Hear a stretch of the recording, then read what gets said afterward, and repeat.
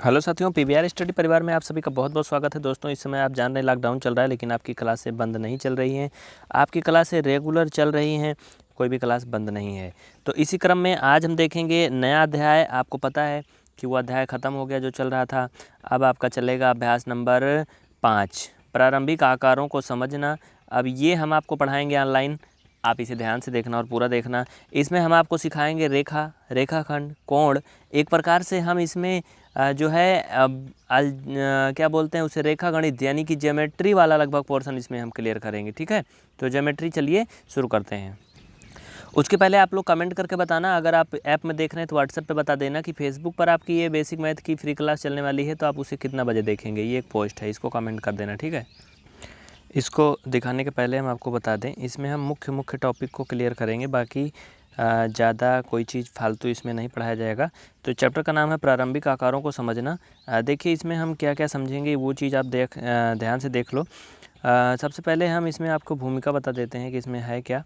आपने आसपास बहुत सारे आकार देखे होंगे अभी तक और देखते होंगे। कुछ रेखाओं से बने होते हैं और कुछ वक्र से बने होते हैं, है ना। तो कई तरह के होते हैं जिसमें त्रिभुज, बहुभुज, वृत्त आदि संगठित चित्र होते हैं बहुत से। तो आज सबसे पहले हम बात करेंगे रेखाखंड। देखो यहाँ पर रेखाखंडों को मापना, ये मुख्य जो टॉपिक है वही इसमें शामिल करेंगे। आपको बता दें, सबसे पहले आपको रेखा समझना है। रेखा मतलब जो इस तरह से होती है, यानी जो दोनों तरफ को बढ़ाई जा सकती है। आप समझ सकते हैं इसको, ये क्या है, ये रेखा कहलाती है। लेकिन अगर इसमें से मैंने एक दो पार्ट इसमें से मैंने काट दिए, जहाँ पर मैंने नाम लिख दिया PQ, ये क्या है PQ। तो ये जो पूरा थी यानी कि A और B, ये एक रेखा थी AB क्या है, एक रेखा है। लेकिन जो मैंने PQ काट दिया, ये इतना क्या हो गया, रेखाखंड हो गया। रेखाखंड मतलब रेखा का एक खंड, एक भाग। तो ये हो गया रेखा और रेखाखंड। इसमें का जो मुख्य टॉपिक था रेखाखंड, जिसको इंग्लिश में लाइन सेगमेंट कहा जाता है रेखाखंड को। अब आप इसे आप समझ गए होंगे रेखाखंड क्या होते हैं। अब रेखाखंड की तुलना करने की बात आती है, तो रेखाखंड की तुलना दो तरह से की जा सकती है। जैसे देखो, एक रेखा AB है, एक CD है। अब ये बताओ इसमें कौन सी छोटी है, कौन सी बड़ी है। इसे आप बहुत आसानी से बता लोगे, चूँकि इसमें अंतर बहुत बड़ा है। AB बड़ी रेखा है, CD छोटी है, आप कह दोगे और तुरंत आपको आंसर मिल जाएगा, देख करके बता लोगे। लेकिन अगर हम आपको दूसरा फिगर दिखाएं, जैसे इसमें आप देख रहे हैं, तो इसमें आपको मुश्किल होगी कि रेखा और इन दोनों रेखाखंडों में कौन बड़ा है कौन छोटा है, क्योंकि ये लगभग एक जैसे हैं देखने में। आप इनमें अंतर जल्दी से नहीं निकाल पाएंगे। तो इस तरह से इनको अंतर समझने के लिए हमें कुछ उपकरण की ज़रूरत होती है। जैसे चाहें तो हम इतना बड़ा कोई दूसरा वस्तु काट लें, है ना। मान लो एक कागज़ मैंने फाड़ लिया इतनी बड़ी, और उसको ला करके इसके ऊपर रख के तब अंजाद सकते हैं। लेकिन ये भी थोड़ा मुश्किल वाला होगा। अगर हमें ढेर सारे इस तरह से नापने हैं, रेखाएँ छोटी बड़ी हैं, तब हम कितना कागज़ फाड़ेंगे दिन भर, तो ज़्यादा टाइम लॉस होगा। दूसरा तरीका है इसको, ये अक्ष द्वारा हो गया।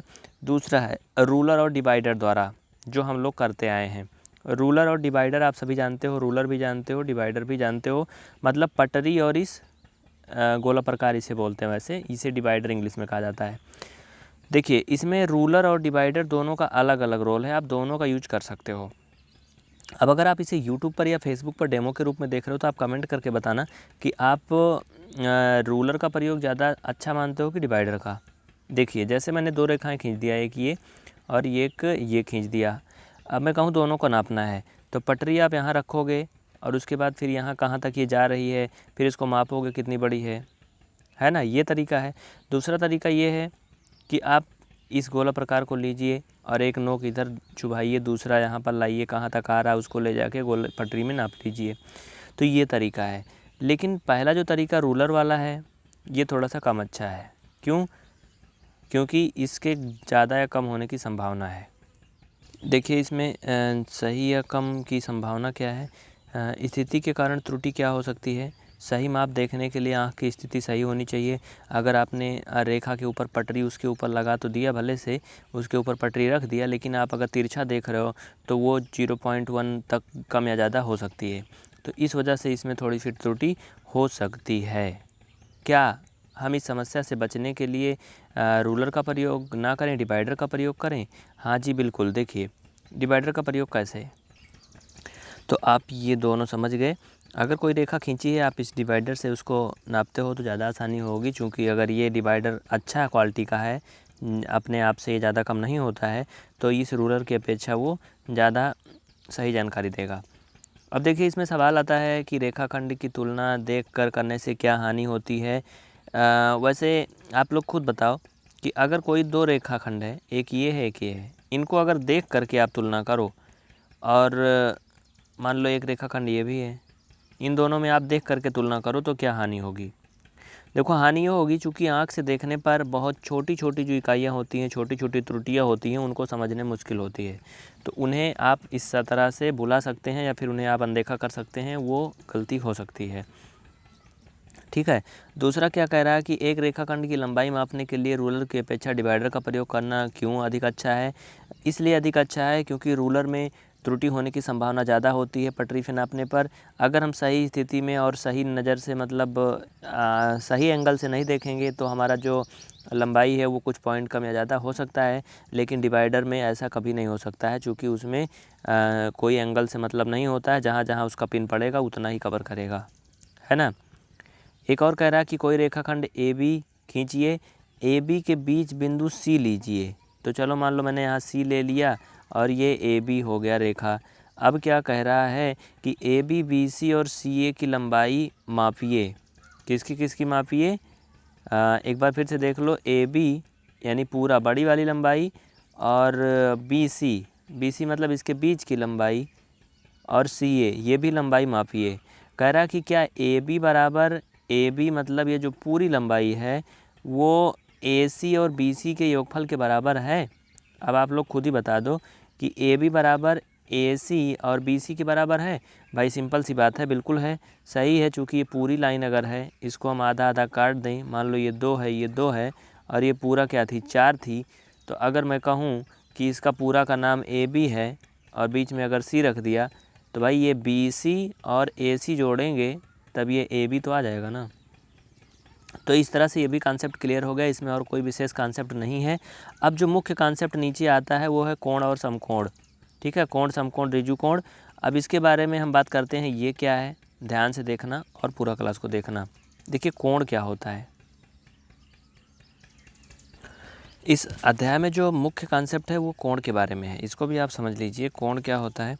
देखिए सबसे पहले तो मैं आपको बता दूं कि जहाँ पर दो रेखाएं एक दूसरे को लंबवत काटती हैं वहाँ पर कोण बनता है, यानी उनके झुकाव को कोण कहा जाता है। जैसे यहाँ पर अगर मैंने दो रेखाओं को काट दिया लंबवत, तो ये जो इनके बीच में झुकाव आ रहा है यही क्या है, कोण है। बात समझ गए ना आप। तो कोण के बारे में तो फिलहाल कहीं कुछ पूछा नहीं जाता है, बस इतना ही आप कह सकते हो कि दो रेखाओं के झुकाव को कोण कहते हैं, या फिर दो रेखाएं एक दूसरे को लंबवत जहाँ पर काटती हैं उसी को कोण कहा जाता है। लेकिन यहाँ पर मुख्य बातें होती है समकोण, ऋजु कोण, ये सब क्या होते हैं। देखो समकोण को इंग्लिश में राइट एंगल बोलते हैं। राइट एंगल क्या होता है? राइट एंगल वो होता है जो 90 अंश का कोण होता है। मतलब ये जान लो कि अगर कोई एक रेखा है, उसको दूसरी रेखा अगर लंबवत काटती है तो जहाँ पर वो काटती है वहीं पर समकोण बनता है, जिसे राइट एंगल कहते हैं। ये 90 अंश का होता है। ये बिल्कुल सीधा होता है, इससे ये थोड़ा सा भी झुक नहीं सकता है। अगर ये हल्का सा भी झुक गया तब ये फिर 90 अंश का कोण नहीं कहलाता है, फिर ये समकोण नहीं होगा। जैसे अगर ऐसा हो गया हल्का सा, तो बात समझने की कोशिश करना, ठीक है। अगर मैंने एक ऐसे लाइन खींचा, ऐसे खींचा, तो देखो ये भी कोण बन रहा है, लेकिन ये 90 अंश का नहीं है चूँकि ये झुका हुआ है। तो ये बात आप याद रखिए। दूसरा एक है ऋजु कोण। ऋजु कोण इसे आप ऐसे समझ सकते हो जिसे स्ट्रेट एंगल कहा जाता है। इंग्लिश में क्या कहते हैं? स्ट्रेट एंगल कहते हैं। मतलब वो कोण जो एकदम सीधा होता है उसे ऋजु कोण कहते हैं, स्ट्रेट एंगल कहते हैं। ऋजु कोण की माप 180 अंश होती है, जबकि समकोण की माप 90 अंश होता है। तो ये चीज़ आप याद रखना। इसके बाद चलें, अगला कॉन्सेप्ट क्या है। अगला कॉन्सेप्ट के पहले आप अपने घर में घड़ी रखी होगी, उसको देखिए तो आपको समझ में आएगा। कह रहा है कि घंटे वाली सुई एक घूर्णन में कितनी भिन्न घूम जाती है जब वो 3 से 9 तक पहुंचती है। अब आप बताइए, आपने घड़ी देखा होगा, आपके घर में होगी। घंटे वाली सुई कह रहा है कि एक बार में वो कितनी भिन्न घूम जाती है जबकि वो 3 से 9 तक पहुंचती है। तो देखो भाई कहाँ थी, 3 पे थी और ये 9 पर पहुंच रही है। तो आप इसे समझ लो, ये आधा पूरा पूरा इसका घूम रही ना। कितना घूम जाती है पूरे एक घूर्णन का? एक घूर्णन के कितने भिन्न घूम जाती है कह रहा है, याद रखना भाई। एक घूर्णन कब होगा? एक घूर्णन तब होगा जब वो पूरा पूरा घूम जाए, पूरा। लेकिन जब ये 3 से 9 तक आती है तो पूरा नहीं घूमती है, आधा घूमती है ना। तो कह रहा है कितने भिन्न घूम जाती है, भिन्न का मतलब 1/2, 1/2 कह सकते हो। ये भी देख लो अब, 1/2 आर 2 राइट एंगल। भाई सिंपल सी बात है, 1/2 घूम जाती है या फिर 2 समकोण घूमती है। देखो ये घड़ी है, घड़ी आप सभी के घर में होगी, आप सभी देख सकते हो जा कर के। ये उसमें ऐसे नंबर लिखे होते हैं ना, इसके बीच में 1 2, यहाँ पर 4 5, यहाँ पर 6 7, यहाँ पर 10 11, मतलब ऐसे गिनती लिखी होती है, बीच में सुइयाँ होती हैं। तो अगर कोई सुई घड़ी के बीच की वो 3 से लेकर के 9 तक आती है तो कितना घूम जाती है? भाई टोटल का आधा घूम रही है। और समकोण कहाँ बनता? अगर वो 3 से लेकर के 6 तक आती तो एक समकोण यहाँ पर बन रहा था, सीधा सीधा, है ना, एक समकोण बनता। और फिर वो इधर 9 पे चली जाती है तो मतलब क्या करती है, वो 2 समकोण बनाती। देखो बनता ना, एक ये बनता और एक ये बनता। तो कहने का ये मतलब है, अगर घड़ी की सुई 3 से लेकर के वो 9 तक घूम करके जा रही है, यहाँ 3 से लेकर 9 तक, तो वो 1/2 घूम जा रही है या फिर 2 समकोण के बराबर घूमती है।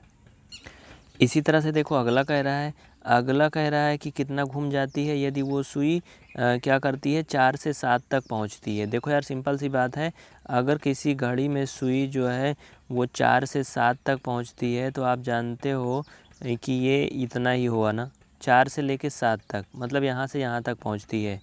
तो अब बताओ इतने में वो कितना जाएगी? भाई इतने में कितना घूमेगी वो? इसके बीच में अगर मिनट की बात करें तो देखो 5 5 10 5 15, 15 मिनट होगा ना, चूँकि एक जो 2 गिनतियाँ होती हैं, जैसे देखो अगर मैं बोलूँ 12 और 1, इसके बीच में 5 मिनट माना जाता है ना, 2 और 3 इसके बीच में 5 मिनट। तो अगर यहाँ देखूँ मैं 5 5 10 5 15, मतलब 15 मिनट वो घड़ी की सुई 4 से लेकर 7 तक जाएगी तो 15 मिनट हो जाएगा। और टोटल घूमती है तो 60 मिनट होता है। तो आप क्या करो, 60 में 15 से भाग दे दो 4, मतलब 1/4। कहने का मतलब वो 1/4 क्या होती है, भिन्न घूम जाएगी। कितना? 1/4 भिन्न। इस तरह से आप घड़ी ले लेना, उसमें सुई अपना घुमा घुमा के देख लेना, लेकिन घड़ी को ख़राब ना करना, ठीक ना, नहीं तो मार भी पड़ेगी। तो इस तरह से आप इसको कर लेना। उसके बाद दूसरा कह रहा है, दूसरा जस्ट उसी का अपोजिट है। कह रहा है कि एक घड़ी की सुई कहाँ रुक जाएगी यदि वह 12 से प्रारंभ करे और घड़ी की दिशा में 1/2 घूर्णन करे।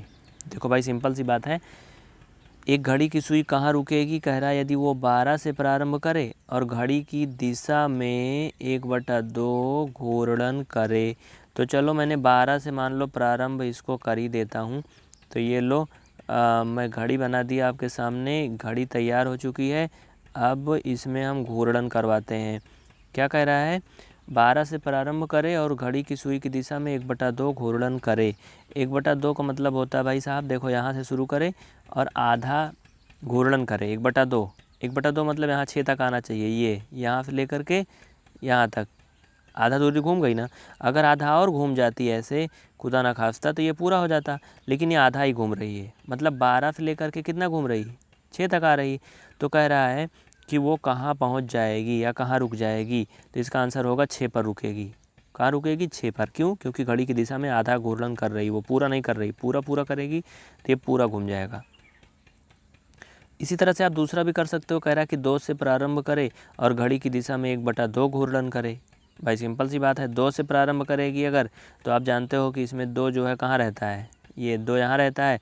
अगर घड़ी की दिशा में ये बराबर घूर्णन करेगी तो कहाँ जाएगी आप सभी जान सकते हो। इसके जस्ट सीधे पे ये है ना, जस्ट सीधे पे है ना, जो उसके जस्ट सीधे पर है वहीं पहुँचेगी वो, जान लो। अगर आधा घूर्णन करने की बात बोलेगा, चाहे जहाँ भी देख लेना। अगर 12 पे बोल रहा था, कह रहा था आधा घूर्णन करे, तो 12 के जस्ट सीधे 6 था तो 6 उसका उत्तर होगा। अगर 2 पर है बोल रहा आधा घूर्णन करे तो 8 होगा। अगर 1 पर है बोले आधा घूर्णन करेगी कहाँ पहुँचेगी तो 7 होगा। 3 पे रहेगी तो 9 पे जाएगी।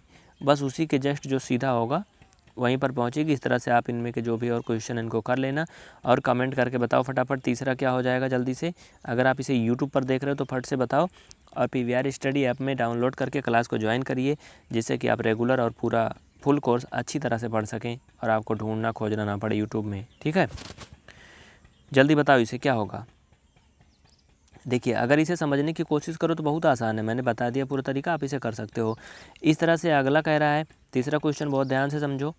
कह रहा कि आप किस दिशा में देख रहे होंगे यदि आप प्रारंभ में पूर्व की ओर खड़े हों।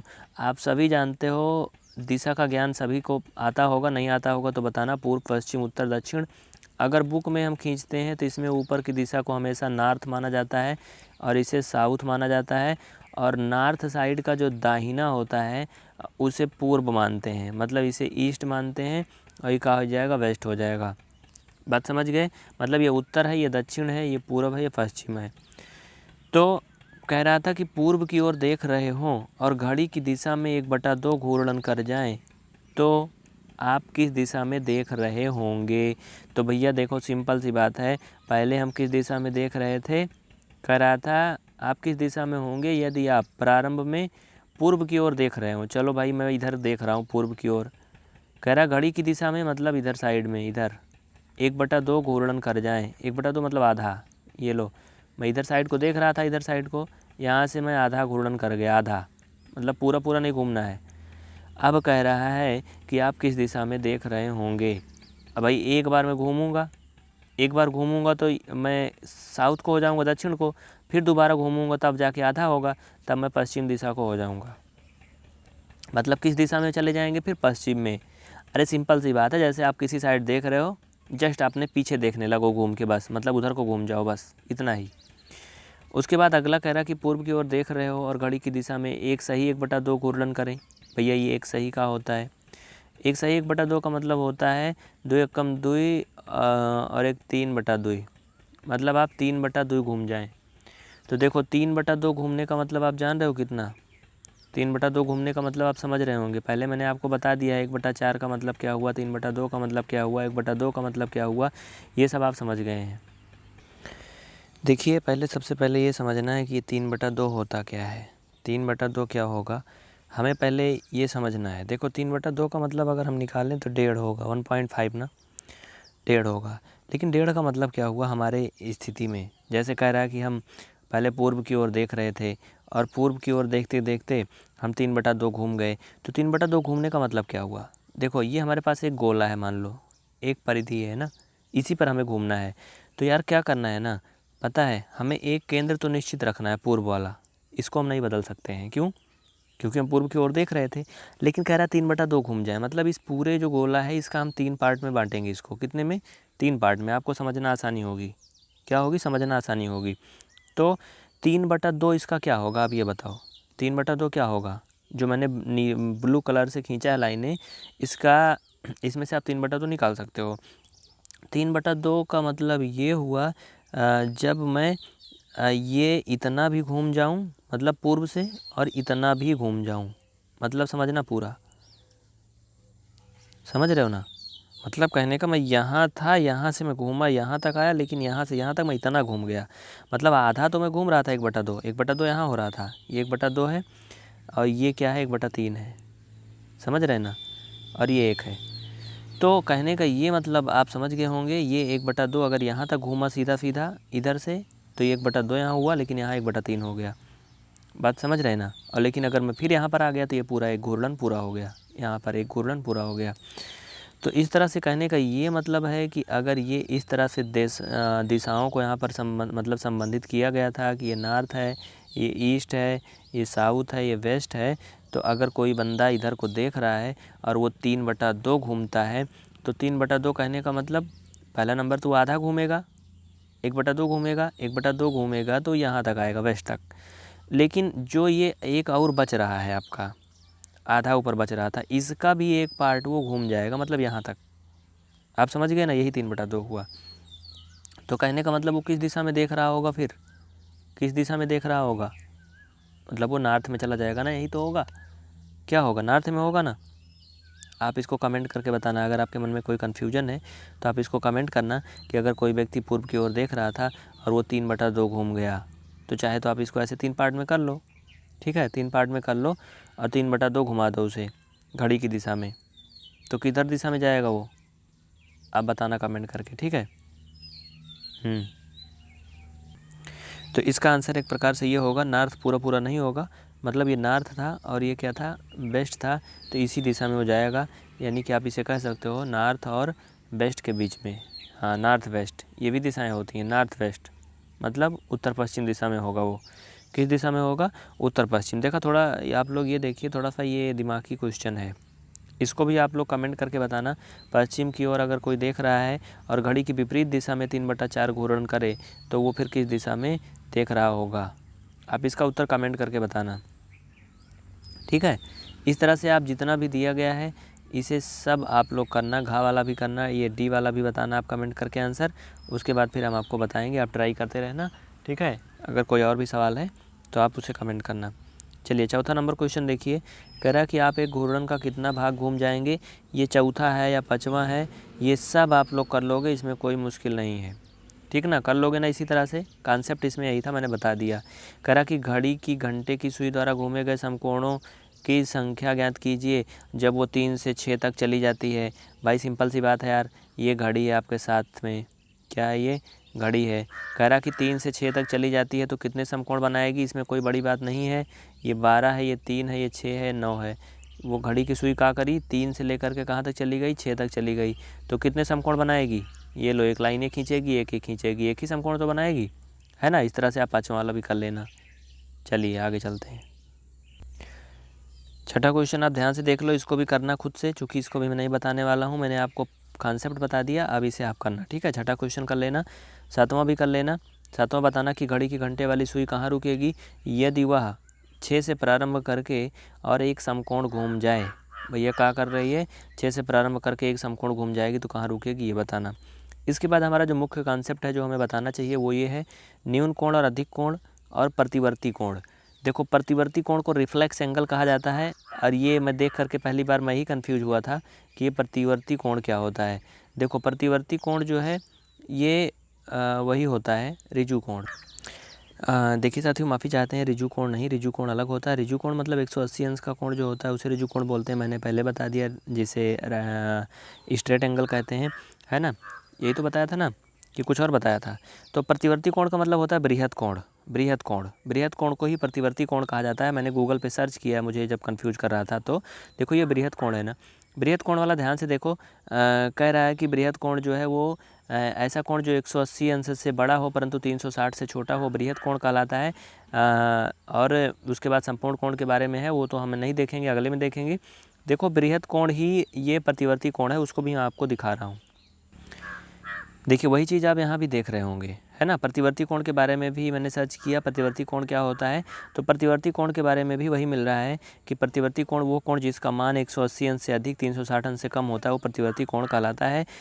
यदि न्यून कोण का मान दिया है तो प्रतिवर्ती कोण का मान ज्ञात किया जा सकता है।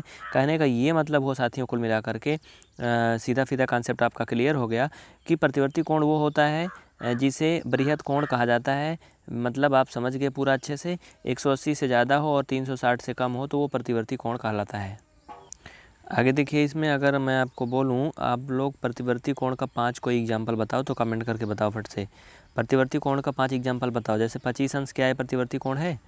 18 अंश प्रतिवर्ती कोण है। 128 अंश प्रतिवर्ती कोण है, हाँ या नहीं बताओ, जल्दी जल्दी फटाफट कमेंट करके बताओ। और सभी 5-5 एग्जाम्पल बताएंगे प्रतिवर्ती कोण का, ठीक है।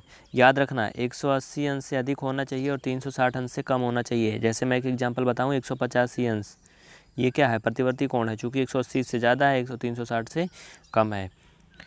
तो ये आप समझ गए प्रतिवर्ती कोण। इसके बाद सबसे मुख्य मैंने आपको पहले भी बता दिया है, न्यून कोण क्या होता है। देखो सिंपल सी बात है, आप लोग इसे समझ लो।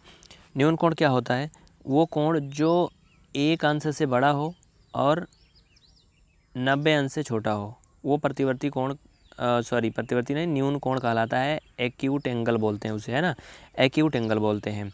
मतलब कहने का ये है कि 1 से लेकर के 89 डिग्री तक का जो भी एंगल बनता है वो सभी न्यून कोण कहलाते हैं। जैसे एग्जांपल के लिए अगर मैं बोलूँ, 10 डिग्री का कोण क्या है, न्यून कोण है। 78 डिग्री का कोण क्या है, न्यून कोण है। 80 डिग्री का कोण न्यून कोण है। 85 वाला भी न्यून कोण है। 89 वाला क्या है, न्यून कोण है।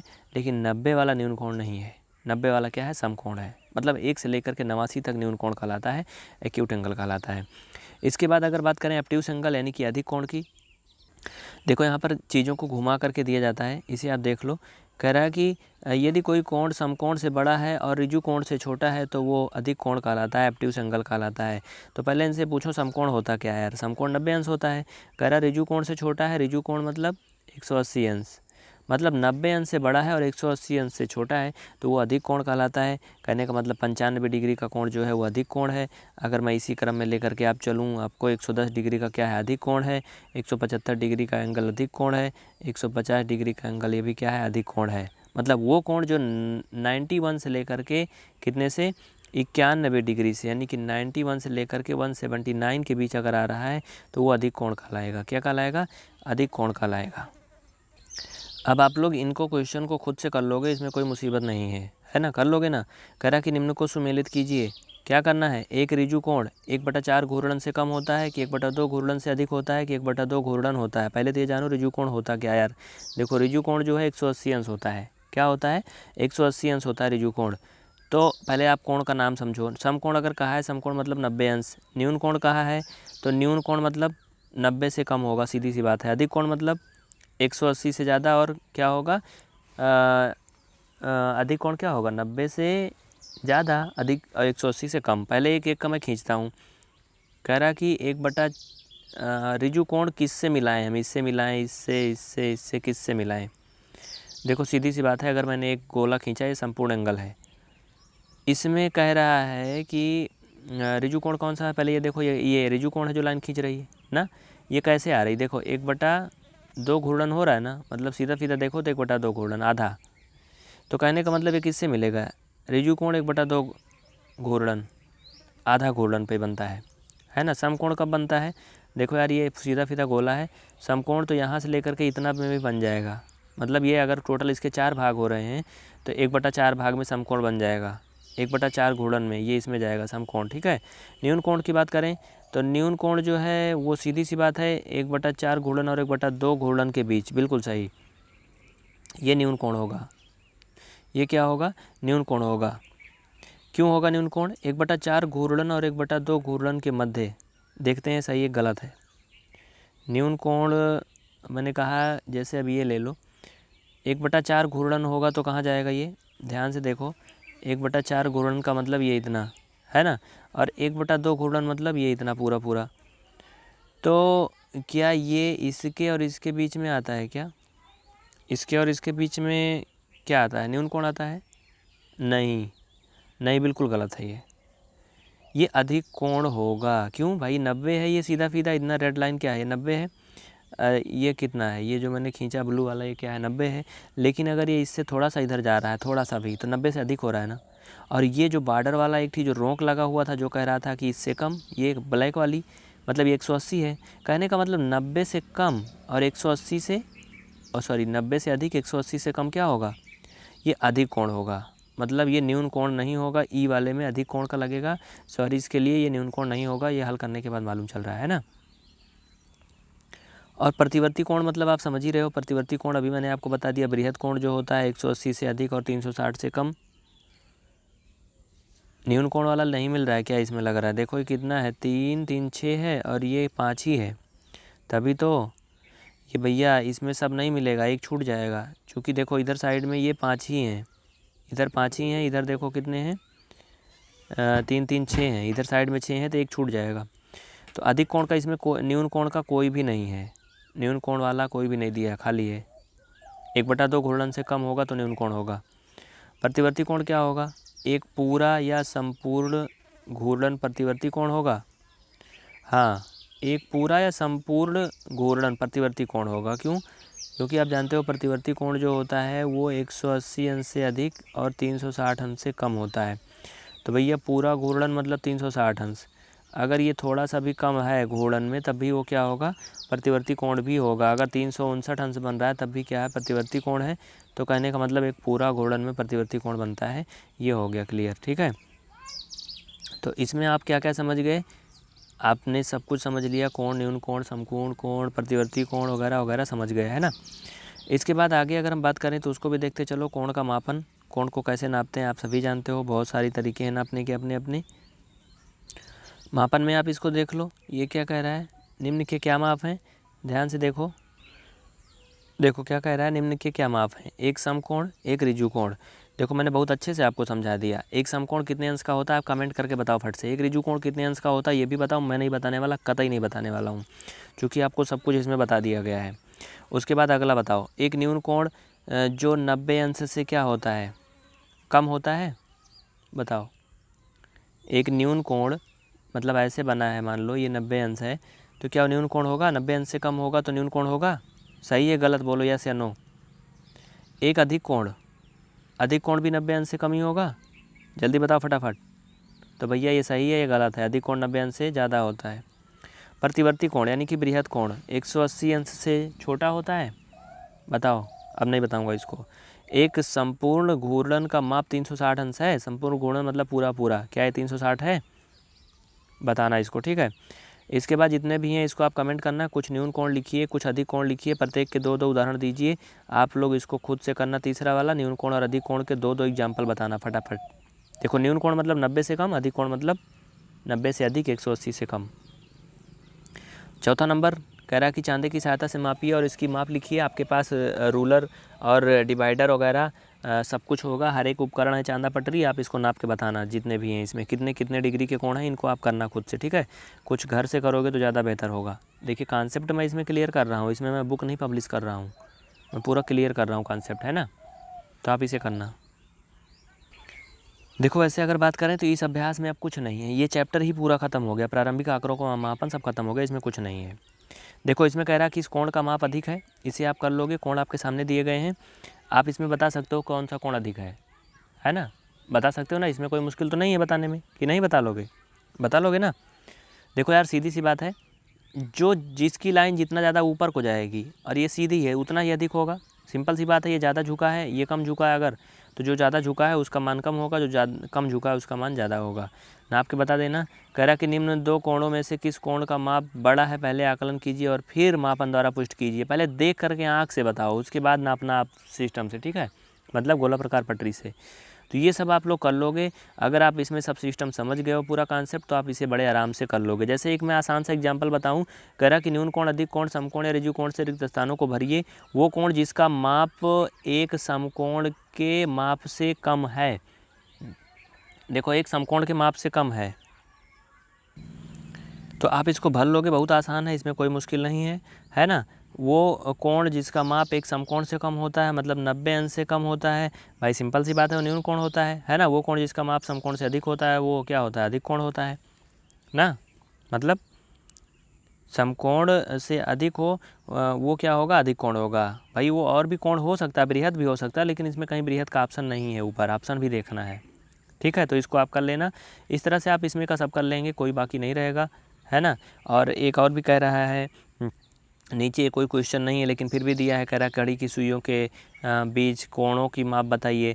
तो भैया इन घड़ी के सुई के बीच में कितने कोण बन रहे हैं, इनको आप अनुमान लगा के बता सकते हो नाप करके, है ना। इसमें कोई मुश्किल नहीं है, तो आप कर लेना। तो आप लोग इसको समझ गए ना सब? अब कोई दिक्कत तो नहीं है, कोई कन्फ्यूजन नहीं थी ना?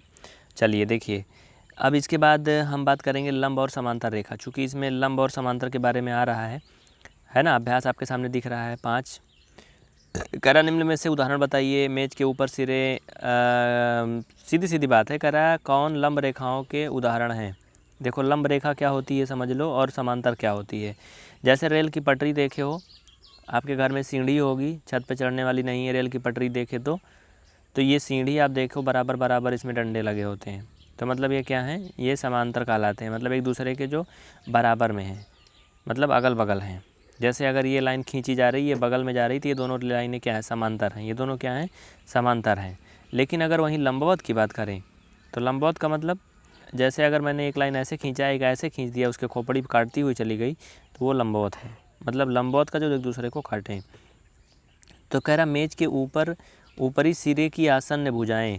भैया मेज है, ये मान लो मेज है, इसके ऊपरी सिरे की क्या है? आसन्न भुजाएं। आसन्न भुजाएं मतलब ये सभी, आसन्न भुजाएं मतलब ये लंब रेखा के उदाहरण हैं, बिल्कुल हैं। आसन्न भुजा मतलब जो एक दूसरे से जुड़ी होती है ना, ये इसकी बात कर रहा है, इस भुजाओं की। तो ये क्या है? लंबवत है ना, लंबवत है। रेल की पटरियाँ, ये लंबवत का उदाहरण है? नहीं है। रेल की पटरियाँ बगल बगल जाती हैं भैया, रेल की पटरी एक दूसरे पर काटती नहीं है। हाँ कहीं क्रॉसिंग होती है अलग बात है, लेकिन वैसे सामान्यतः रेल की पटरी ऐसे होती है। यल बनाने वाले रेखाखंड, ये भी लंबवत हैं। बी बनाने वाले रेखाखंड, हाँ ये भी लंबवत कह सकते हैं, कटेंगे पीछे जाकर। बात समझ गए ना? तो इस तरह से आप इनके सारे क्वेश्चन कर सकते हैं। इसमें और कोई मतलब कॉन्सेप्ट नहीं है जो मैं आपको बताऊं। फ़िलहाल जो आप आकृति में देख रहे हो उन सबको करना, अगर नहीं आएगा तो कमेंट करके बताना, आपको बताया जाएगा। ठीक है, हमने आज प्रण किया है कि चैप्टर ख़त्म ही हो जाए, कोई लफड़ा न रह जाए। देखो अभी ख़त्म कर देते हैं। अगला है भुजाओं के आधार पर त्रिभुजों का वर्णन, मतलब कि त्रिभुज के बारे में है। अब इसमें देखो कॉन्सेप्ट मैं एक क्लियर कर रहा हूँ। इसमें है त्रिभुज। त्रिभुज क्या होता है पहले ये समझ लो। तीन भुजाओं से घिरी बंद आकृति को त्रिभुज कहा जाता है। क्या कहते हैं, किसे? त्रिभुज। तीन भुजाओं से घिरी बंद आकृति को त्रिभुज कहा जाता है। त्रिभुज में तीन भुजाएं और तीन कोण होते हैं, ये बात अपने दिमाग में बसा लो। अब इसके बात होती है कि त्रिभुज कितने प्रकार के होते हैं, तो भैया त्रिभुज 6 प्रकार के होते हैं। भुजाओं के आधार पर 3 प्रकार के त्रिभुज होते हैं और कोणों के आधार पर भी 3 प्रकार के त्रिभुज होते हैं। अगर आपसे कहीं पूछा जाए कि भुजाओं के आधार पर त्रिभुज कितने प्रकार के होते हैं, तो आप 3 प्रकार बताना। अगर आपसे पूछा जाए कि कोणों के आधार पर भैया त्रिभुज कितना प्रकार का होता है, तो आप 3 प्रकार बताना। लेकिन अगर आपसे कहीं ऐसे पूछा जाए त्रिभुज कितने प्रकार के होते हैं, तो आप 6 बताओगे। त्रिभुज 6 प्रकार के होते हैं। ठीक है, अब चलो भुजाओं के आधार पर देखते हैं। तो भुजाओं के आधार पर त्रिभुज 3 प्रकार के होते हैं। विषमबाहु त्रिभुज, जिसे इंग्लिश में क्या बोलते हैं आप सभी जानते हो, बता देना, है ना। और उसके बाद आता है क्या, समबाहु त्रिभुज। समबाहु को क्या बोलते हैं इंग्लिश में, आप देख ही रहे हो, है ना। उसके बाद एक है समबाहु त्रिभुज के बाद में अगर हम बात करें, माफ़ी चाहते हैं, विषमबाहु त्रिभुज के बाद आपका एक होता है कौन सा, समबाहु होता है। एक समद्विबाहु होता है। समद्विबाहु को आइसोसेलेस ट्रायंगल बोलते हैं। ठीक है, दोनों में पहले अंतर समझ लो भैया, नहीं कहोगे बड़ा कंफ्यूज कर रहे हो यार। देखो पहले तो आप उल्टा तरफ से देखो, ये है समद्विबाहु, मतलब ये लाइन अगर 3 है भुजा तो ये 5 है, ये भी क्या है 5 है। समद्विबाहु का मतलब ये हुआ ऐसा त्रिभुज जिसकी कोई दो भुजाएं आपस में बराबर हों, समद्विबाहु कहलाता है। जैसे देखो ये भुजा दोनों बराबर है, भैया ये बराबर नहीं है, ये समद्विबाहु हो गया। इसके बाद अगर हम इसके बात करें विषमबाहु की, तो विषमबाहु का मतलब ये हुआ जिसकी कोई भी भुजा बराबर ना हो। जैसे ये 3 है तो ये 4 है तो ये 5 है, मतलब एक तीर गाँव है एक मीर गाँव है, ये विषमबाहु कहलाता है। मतलब ऐसा त्रिभुज जिसकी तीनों भुजाएं आपस में बराबर ना हो, सब एक दूसरे के अलग अलग हों, वो विषमबाहु कहलाता है। लेकिन ये एक भाईचारा वाला त्रिभुज है समबाहु त्रिभुज। समबाहु का मतलब वो हुआ कि जिसकी सभी भुजाएं एक समान हों, वो समबाहु त्रिभुज कहलाता है। मतलब ये सब क्या है, 5-5 हैं। बात समझ गए। तो इस तरह से हो गया आपका भुजाओं के आधार पर।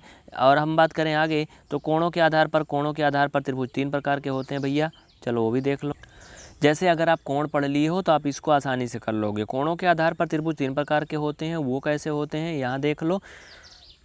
एक होता है न्यून कोण त्रिभुज। न्यून कोण त्रिभुज मतलब एक त्रिभुज जिसका प्रत्येक कोण 90 अंश से कम होता है, वो न्यून कोण त्रिभुज कहलाता है। जैसे ये पहला देख लो, मतलब 90 अंश से कम का मतलब कोई भी उसमें लाइन ऐसा सीधा नहीं जाएगी। अगर कोई लाइन इसमें ऐसे सीधा जा रही है और ऐसे है तो ये तो समकोण त्रिभुज हो गया। न्यून कोण त्रिभुज का मतलब जो दोनों तरफ से ऐसे झुका होगा, मतलब 90 अंश अगर बनेगा तो ये यहाँ जाता सीधा सीधा और ये यहाँ जाता तब 90 अंश बनता, लेकिन ये इन दोनों के बीच में है, मतलब समझ गए। तो वो कहलाता है न्यून कोण त्रिभुज। आपको याद हो गया होगा, ऐसा त्रिभुज जिसका प्रत्येक कोण 90 से कम होता है वो न्यून कोण त्रिभुज कहलाता है। इसकी तरह अगर हम बात करें समकोण त्रिभुज की, तो एक ऐसा त्रिभुज जिसका कोई एक कोण 90 अंश होता है वो समकोण त्रिभुज कहलाता है। एक बात अपने दिमाग में बसा लेना, घोर के पी लेना इसको, कि किसी भी समकोण त्रिभुज में सिर्फ एक ही कोण समकोण होता है, मतलब यही कोण 90 अंश का है। कोई ऐसा त्रिभुज नहीं बनता जिसमें दो कोण 90 अंश के हो जाएं। ऐसा क्यों? ऐसा इसलिए क्योंकि ये त्रिभुज के संविधान के उल्टा हो जाएगा। अगर किसी त्रिभुज का दो कोण 90 अंश हो जाए तो क्या होगा बताओ भैया, सिंपल सी बात है। अगर किसी त्रिभुज का दो कोण 90 अंश हो जाएगा तो इन दोनों का योगफल 180 अंश हो जाएगा। लेकिन भैया जो त्रिभुज के विधाता थे, जिन्होंने बताया त्रिभुज के बारे में कि त्रिभुज के तीनों कोणों का योगफल 180 अंश होता है, तब तो ये अन्याय हो जाएगा। फिर मतलब ये फिर इसकी कोई वैल्यू न रह जाएगी, मतलब ये जीरो हो जाएगा। ये 90-90 हो गए, ये जीरो हो गया। मतलब किसी घर में अगर 3 भाई हैं तो 2 भाई आपस में बांट लें, तीसरे को जुड़ रहे खाली ये कर दें, उसको कुछ ना दें, ऐसा नहीं हो सकता है। ठीक है, तो मतलब अगर कोई त्रिभुज है तो तीनों कोणों में से तीनों के मान कुछ ना कुछ अवश्य होना चाहिए। ऐसा नहीं कि एक कोण का मान 0 हो जाएगा, 0 होगा ही नहीं कभी। ठीक है, कि एक का 0 हो गया, दो का 90-90 हो गया। तो इस तरह से याद रखना, किसी भी समकोण त्रिभुज में सिर्फ एक ही कोण समकोण होता है, एक से अधिक कोण समकोण किसी भी त्रिभुज में नहीं हो सकते। मतलब एक कोण 90 का बनेगा, दो नहीं बन सकते हैं।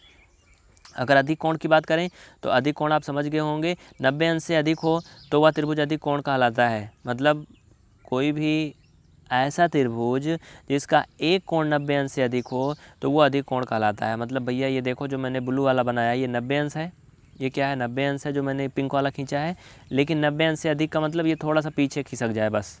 90 देखो ब्लू वाली लाइन है, ये थोड़ा सा पीछे खिसक जाए, ये मतलब जो मैंने ये नीला कलर का खींचा है ये अधिक कोण है, और जो ये ब्लू कलर का खींचा है ये क्या है, ये सम कोण है। और इसी में आपको हम एक ग्रीन कलर का दिखा दें, ये है न्यून कोण।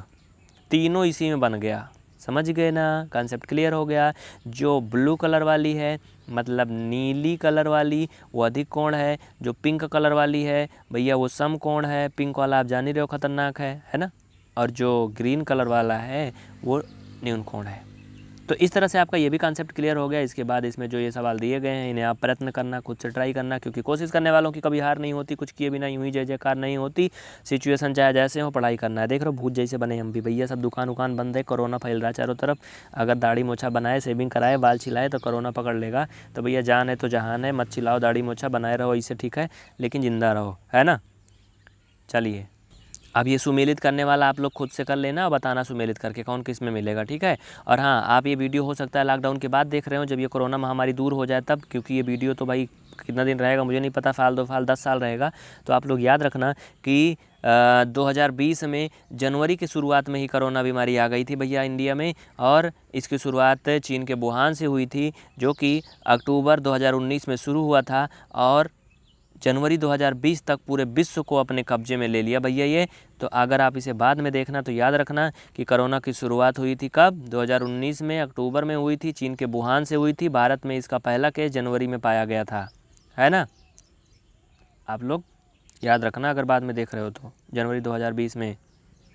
और आज कितना तारीख है यार, अरे भैया आज है कितना तारीख, 28 29 तारीख हो गई ना, 28 तारीख है। 29 को कल बड़ा खतरा है सुनाई पड़ रहा है, लेकिन कुछ ऐसा है नहीं, टेंशन नहीं लेना, ठीक है। तो 28 तारीख तक भारत में 27,000 से अधिक केस हो चुके हैं इसके, और लगभग 800 से ज़्यादा लोगों की मौत हो चुकी है। कुछ लोगों के मन में आ रहा होगा ये बीच बीच में क्या बता रहे हैं, तो मैंने थोड़ा सा बता दिया, ज़्यादा नहीं। चलो आगे इसका नाम बताओ।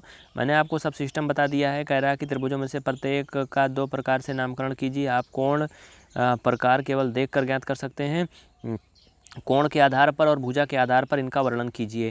तो ये किस आधार पे हैं भैया, तो चलो मैं पहला वाले का बता देता हूँ, बाकी नहीं बताऊँगा, बाकी आप खुद से करना। इसमें एक भुजा 8 है, एक 5 है, एक 5 है, मतलब 2 भुजाइयाँ बराबर हैं भैया, ये 5 5 बराबर हैं, ये 8 अलग है, मतलब 2 भुजाएँ बराबर हैं, तो समद्विबाहु त्रिभुज हुआ। कौन सा त्रिभुज हुआ, ये समद्विबाहु त्रिभुज है। अगर कोण के बारे में बात करें तो देखो ये 90 अंश से कम दोनों कोण है इसमें, तो ये न्यून कोण त्रिभुज है। क्या है, न्यून कोण है और समद्विबाहु त्रिभुज है। इस तरह से आप इसको बता देना फटाफट। देखो इसमें एक 90 अंश का बन रहा है, मतलब ये क्या है, एक समकोण त्रिभुज है। और दूसरा नंबर, इसके सभी भुजाएं अलग अलग हैं, तीरगांव मीरगांव है, तो विषमबाहु त्रिभुज है। इस तरह से आप इनके नामकरण कर लोगे ना, कमेंट करके फटाफट बता दो ABCDEFGH तक कि कौन कौन से किस प्रकार के त्रिभुज हैं। जैसे ए का उत्तर हो जाएगा, ए का उत्तर क्या हो जाएगा, समद्विबाहु और न्यून कोण। बी का हो जाएगा समकोण और विषमबाहु। इसी तरह सी का बताओ, डी का बताओ, सब बताओ, ठीक है। तो ये कॉन्सेप्ट इसके भी क्लियर हो गए हैं। इसके बाद कुछ और भी मुसीबत ला रहे हैं यहाँ पर, हम उसको भी देख लेते हैं। ये क्या कह रहे हैं, इनका सत्य सत्य बताओ। कह रहा है आयत का प्रत्येक कोण समकोण होता है। भैया बिल्कुल सही है, समकोण होता है आयत का प्रत्येक कोण। समकोण क्यों होता है ये देख लो, आपके सामने है। ये भैया आयत है, जिसे इंग्लिश में रेक्टेंगल कहा जाता है। और समकोण कहाँ बनता है, ये सीधा सीधा यहाँ का बनता है, समकोण है ये क्या है, समकोण है। इनमें चारों कोण होता है, चारों समकोण होता है। आप कहोगे अभी तो आप बताए थे कि एक त्रिभुज में एक से अधिक कोण समकोण नहीं हो सकते हैं, तो भैया वो त्रिभुज था, त्रिभुज में 3 भुजा होती है, ठीक है, ये 3 पैर वाला होता है। चतुर्भुज अलग होता है, चतुर्भुज में 4 समकोण हो सकते हैं, और होते भी हैं चतुर्भुज में 4 समकोण, समझ रहे हो ना। हाँ, लेकिन ये नहीं कहा जा सकता कि सब चतुर्भुज में 4 समकोण होते हैं, लेकिन चतुर्भुज में समकोण जो है 4 होते हैं, हो सकते हैं, अब हो या ना हो अलग बात है। तो ये हो गया। आयत की सम्मुख भुजाओं की लंबाई बराबर होती है, बिल्कुल होती है, बिल्कुल सही सही लिखे हो। कहाँ से आए प्रभु आप, सब सही है, सही लिखे हो। आयत की सम्मुख भुजाओं की लंबाई बराबर होती है, क्यों होती है, देखो भैया, अगर ये 5 है तो ये सामने वाली भी 5 होगी, अगर ये 3 है तो ये सामने वाली भी क्या होगी, 3 होगी। ये आयत की खासियत होती है। इसके बाद अगर बात करें, कह रहा वर्ग के विकर्ण एक दूसरे पर लंब होते हैं, बिल्कुल होते हैं, सब सही है, सही लिखे हो। कहा यार, देखो वर्ग के विकर्ण एक दूसरे पर लंब होते हैं। मैंने एक वर्ग बनाया, वर्ग मतलब जिसे स्क्वायर इंग्लिश में कहते हैं, इनमें विकर्ण खींचा ये और ये खींचा। लंब मतलब जो दूसरे को काट दें। अगर मैंने ऐसे खींचा एक दूसरे को काट दे रहे हैं, इनमें 36 का आंकड़ा है, मतलब ये क्या है, लंब है। उसके बाद आगे क्या कह रहा है, समचतुर्भुज की सभी भुजाएं बराबर लंबाई की होती हैं। समचतुर्भुज की सभी भुजाएं। अब बताओ आप क्या होगा, ये अटक गया मामला ना। देखो समचतुर्भुज के बारे में पहले तो आप जान लो, तब फिर आगे बढ़ते हैं। देखिए इनकी बुद्धि जो है ना उल्टा हो रही है, हमें चुतिया बना रहे हैं। ये कह रहे हैं समचतुर्भुज की सभी भुजाएं बराबर होती हैं। देखो अगर घुमा के पूछ लिया जाए तो आप कंफ्यूज हो जाते हो। जो आयत है ना इसी को समचतुर्भुज कहा जाता है। मतलब समझ रहे हो समचतुर्भुज क्यों कहते हैं? समचतुर्भुज इसको इसलिए कहते हैं क्योंकि इसके सभी कोण एक समान होते हैं, सभी 90 अंश के होते हैं, इसलिए इसको क्या कहते हैं? समचतुर्भुज कहते हैं। मतलब आयत को ही समचतुर्भुज कहते हैं। तो इसका मतलब सीधा सीधा समचतुर्भुज को हटा दो, यहाँ पर लिख दो आयत, और अब बोलो कि आयत की सभी भुजाएं बराबर लंबाई की होती हैं ना? बाबा नहीं होती हैं भैया। ये आप समझ गए होंगे, डी वाला क्या हो जाएगा? नहीं। मतलब क्या सोच रहे थे कि ए सही हो गया, बी सही हो गया, सी सही हो गया, तो क्या सब सही है लिखे हैं? डी वाला गलत है। समचतुर्भुज मतलब आयत होता है, आयत की सभी भुजाएं बराबर लंबाई की नहीं होती हैं। आयत की सम्मुख भुजाएं बराबर होती हैं लेकिन सभी भुजाएं बराबर नहीं होती हैं। इन्हीं की कमी थी। कहा सुन रहे हो ना? आजकल तो आप जान रहे हो प्रकृति के गोद में क्लास चल रही है, भीड़ भाड़ वाली जगह पे नहीं हो रही है। तो यहाँ टिटहरी और बत्तख मोर यही सब बोलेंगे। चलिए, प्रकृति जो करती है अच्छा करती है। अगला कह रहा है समांतर चतुर्भुज की सभी भुजाएं बराबर लंबाई की होती हैं। अब ये समांतर चतुर्भुज क्या होता है? देखिए दोस्तों, कहीं कहीं थोड़ी सी त्रुटि हो जाती है जिसके लिए माफ़ी चाहते हैं, कोई बड़ी त्रुटि नहीं है। लेकिन ये है, अभी मैंने आपको बताया था कि समचतुर्भुज, मैंने आपको आयत को समचतुर्भुज बताया था ना, आयत को समचतुर्भुज बताया था। देखिए अभी एक दूसरा नाम आया तो मुझे याद आया, समांतर चतुर्भुज और समचतुर्भुज अब दोनों आ गए। अभी तक एक था तो गलती हो जा रही थी। देखो अगर एक वर्ग है, क्या है? एक वर्ग है, तो आप जानते हो कि वर्ग की सभी भुजाएं क्या होती हैं? आपस में बराबर होती हैं। वर्ग की सभी भुजाएं आपस में बराबर होती हैं, लेकिन जो आयत होता है इसके आमने सामने की भुजाएं बराबर होती हैं। तो ये क्या है? समांतर चतुर्भुज है। क्या है ये? समांतर चतुर्भुज है और ये समचतुर्भुज है। मतलब कहने का ये है कि वो चतुर्भुज जिसकी सभी भुजाएं आपस में बराबर होती हैं वो समचतुर्भुज कहलाता है, और जिसकी आमने सामने की भुजाएं आपस में बराबर होती हैं वो समांतर चतुर्भुज कहलाता है। तो आप इसको याद रखना। तो मैंने ऊपर वाला क्या बताया था कि समचतुर्भुज की सभी भुजाएं बराबर लंबाई की होती हैं, बिल्कुल सही है। ये ऊपर वाला सही होगा भाई, डी वाला भी सही होगा। क्या होगा? सही होगा। समांतर चतुर्भुज की सभी भुजाएं बराबर लंबाई की होती हैं, ये गलत है। क्योंकि समांतर चतुर्भुज मतलब जिसकी आमने सामने की भुजाएं बराबर होती हैं, मतलब ये बराबर है तो ये बराबर है, और ये बराबर है तो ये बराबर है, तो ये क्या है? समांतर चतुर्भुज है। इसमें कह रहा है सभी भुजाएं बराबर लंबाई की होती हैं, तो ये गलत है, ई वाले में गलत है, बाकी वो सही था। समलंब की सम्मुख भुजाएं समांतर होती हैं। देखो समलंब चतुर्भुज के बारे में देख लो पहले। समलंब चतुर्भुज क्या होता है? एक ऐसा चतुर्भुज होता है ये समलंब जिसकी केवल दो भुजाएं समांतर होती हैं। इसमें दो भुजाएं कौन कौन सी समांतर हैं? ये सी डी समांतर है ए बी के, लेकिन ये बी सी और ए डी समांतर नहीं है। अगर ये आगे बढ़ेंगी, देखो ऐसे बढ़ते जाएंगे, कट जाएंगी एक दूसरे पे, ठीक है। लेकिन ये सी डी और ए बी कभी नहीं कटेंगी। मतलब समलंब चतुर्भुज वो होता है, एक ऐसी ज्यामितीय आकृति होती है जिसकी दो भुजाएँ समांतर होती हैं और जबकि दो भुजाएँ क्या होती हैं? लंबवत होती हैं, वो समलंब कहलाता है। इसका मतलब क्या सिद्ध होता है? इसका मतलब ये सिद्ध होता है कि ये भी गलत है। समलंब की सम्मुख भुजाएं समांतर होती हैं, गलत है। समलंब की केवल दो भुजाएं समांतर होती हैं। समलंब की सम्मुख भुजाएं, भैया देखो अभी ऐसे ऐसे बना था ना। समलंब की अगर मैं सम्मुख भुजाओं के बारे में बात करूं तो ये ऐसे नहीं हो सकता है, क्योंकि वो आगे बढ़ के कट जाएंगी। देखो अब आप लोग इनका आंसर भी देख लो। मैंने अभी जो जो बताया लास्ट में फाइनल किया। लास्ट वाले केवल दो गलत हैं, ई और एफ, बाकी सब सही हैं।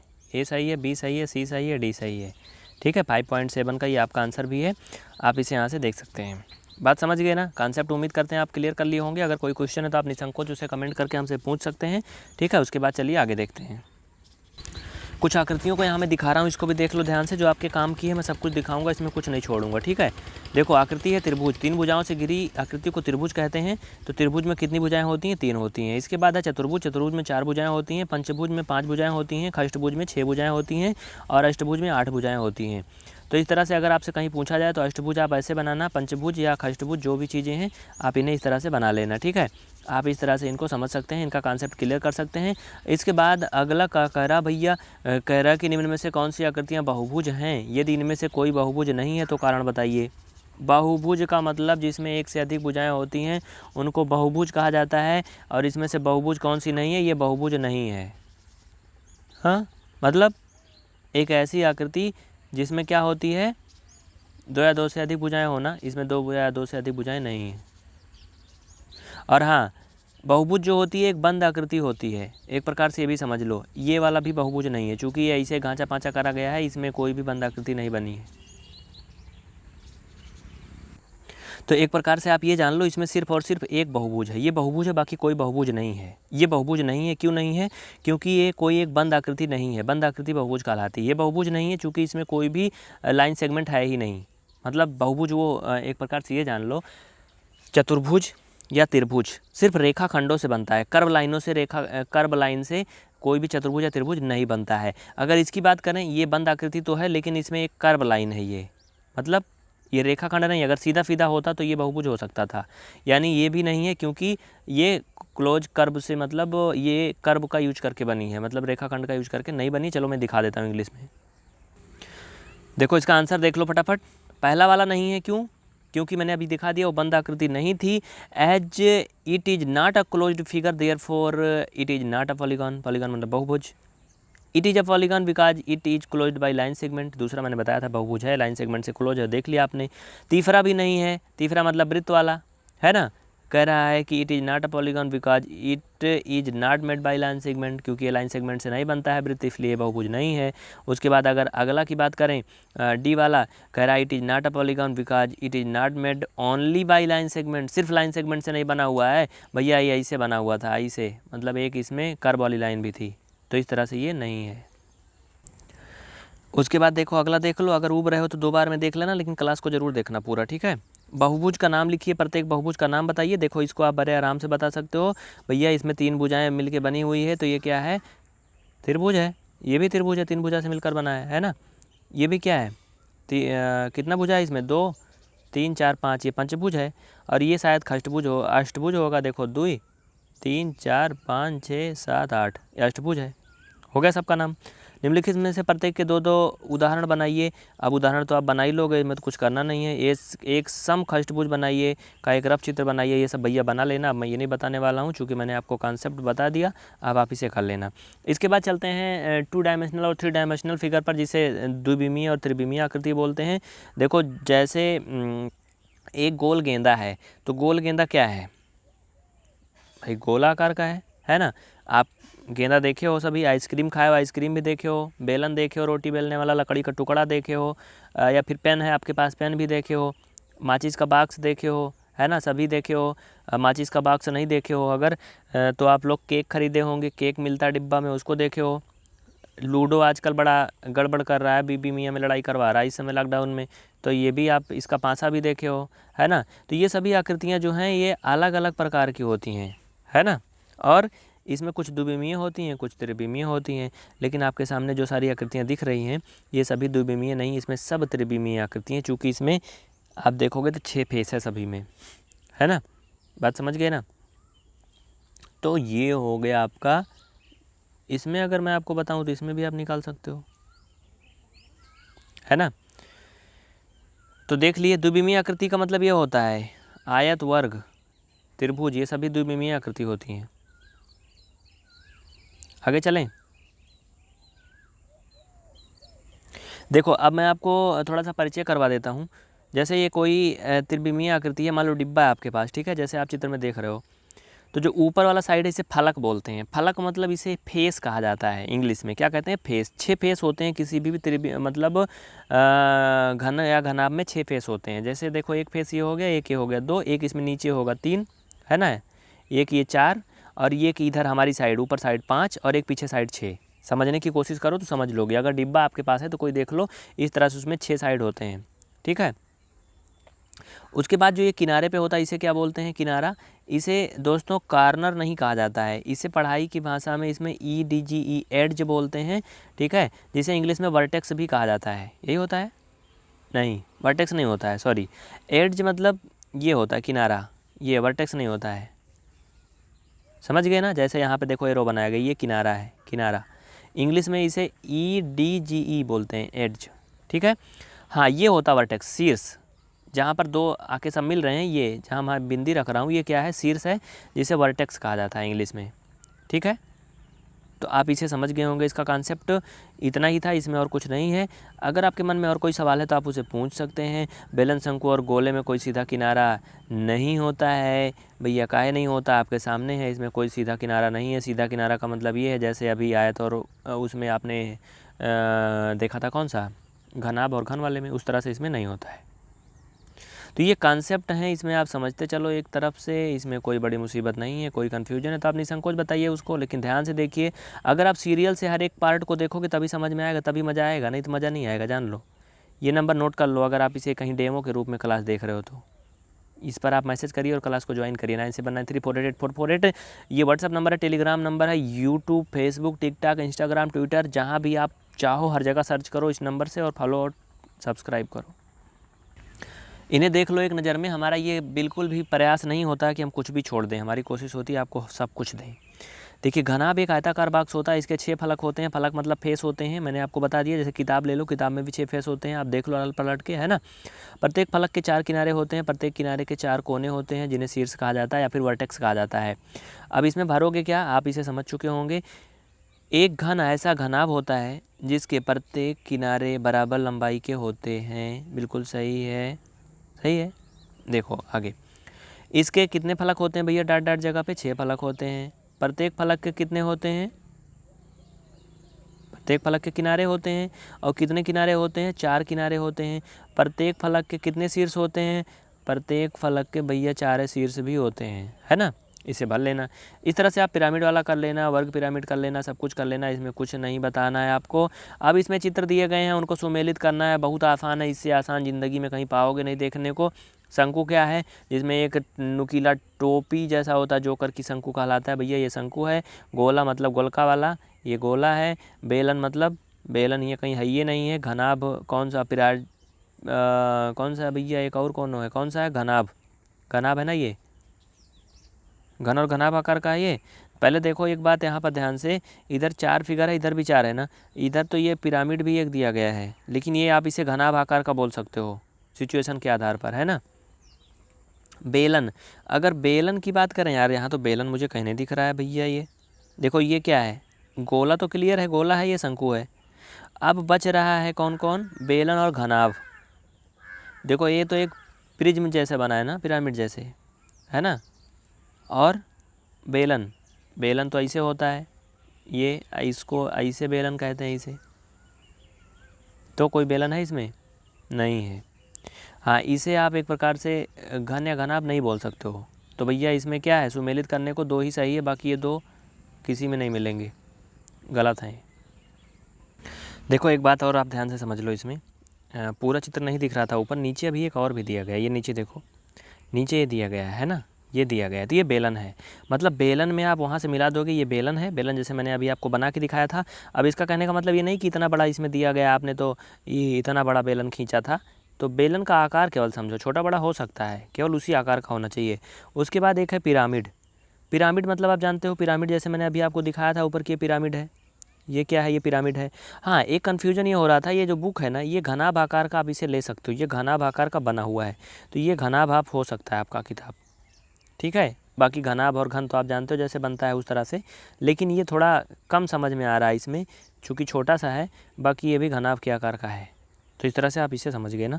तो साथियों, इस तरह से आपका ये पूरा चैप्टर ख़त्म हो गया। आपका ये जो 5वां चैप्टर था 5.1 से लेकर के 5.9 तक मैंने 1 घंटे के अंदर सब खत्म कर दिया। आप लोग एक सारा कॉन्सेप्ट समझ गए होंगे, जिसमें आपने क्या क्या पढ़ा, त्रिभुज पढ़ लिया, कोण पढ़ लिया, घन घनाभ पढ़ लिया, आकृतियाँ पढ़ लिया, सब कुछ पढ़ लिया, सारे कॉन्सेप्ट क्लियर कर लिए। जैसे भी है आप कमेंट करके ज़रूर बताना, संपूर्ण कॉन्सेप्ट इसमें क्लियर हो गया। तो फिलहाल अगर आपने इसे यूट्यूब पर देखा और लाइक और शेयर नहीं किया तो तुरंत कर दीजिए। फेसबुक पर देख रहे हैं तो PVR स्टडी का फेसबुक पेज लाइक करके फॉलो कर लें, और हमें ट्विटर, इंस्टाग्राम, टिकटॉक, अनअकैडमी हर जगह फॉलो करें। PVR स्टडी हर एक प्लेटफॉर्म पर उपलब्ध है। तो साथियों, आप सभी को बहुत बहुत धन्यवाद। निवेदन होगा कि अगर आप इसे लॉकडाउन के दौरान देख रहे हैं क्लास को कहीं भी, तो आप घर में बने रहें, लॉकडाउन का पालन जरूर करें। जैसा कि हम इस समय घर पर हैं, आप देख रहे होंगे अगल बगल आगे पीछे, है ना। लेकिन क्लासें आपकी हो रही हैं, बड़ा अंधेरा टाइप का महसूस हो रहा है मुझे, यहाँ पर दिख कम रहा है। तो फिलहाल जय हिंद। घर में रहना, अपना और अपनों का ख्याल रखना। घर में रहोगे तो बार बार मिलोगे, बाहर निकलोगे तो हरिद्वार में मिलोगे। तो भैया हरिद्वार में नहीं, घर में ही मिलना।